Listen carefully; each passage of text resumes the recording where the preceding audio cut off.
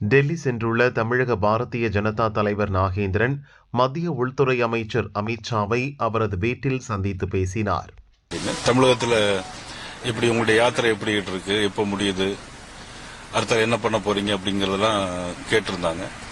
அதற்கான விளக்கத்தை விரைவில் ஏதாவது தமிழ்நாடு இல்ல அது பத்தி இப்ப எதுவுமே சொல்லல. அவங்க வருவாங்க ஜனவரிக்கு அப்புறம் நிச்சயமா வரும். பிற்பகல்ல குறிப்பிட்ட மாதிரி புதுக்கோட்டையில உங்க பிரச்சாரத்தை நிறைவு பண்ணணும். அதுக்கு என்ன அழைப்பு முறையா அது சொல்லி இருக்கிறேன் நான். தொகுதி பங்கீடு பேசுவாங்க அப்படின்ற தகவல் வெளியே இல்ல. தொகுதி பங்கீடு பத்தோ கூட்டணி பத்தோ எதுவுமே நாங்க பேசல. என் யாத்திரை ஜனவரி 9ஆம் தேதி நிறைவு பண்ணால நீங்களோ அல்லது பிரைம் மினிஸ்டரோ வரணும் அப்படின்னு சொல்லி வச்சுக்கிட்டேன். கண்டிப்பா வர்றேன் அப்படின்னு சொல்லியிருக்கிறாங்க.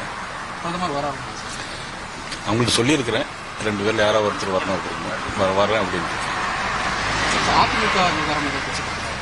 இல்ல அண்ணா எதுவுமே நான் இது மரியாதை நிமித்தமான சந்திப்பு, வேற எதுவும் இல்ல. கூட்டணி பத்தி எதுவுமே பேசல. இல்ல இது மரியாதை நிமித்தமான சந்திப்பு தான். நான் கேட்டிருந்தேன், அதனால கண்டிப்பா.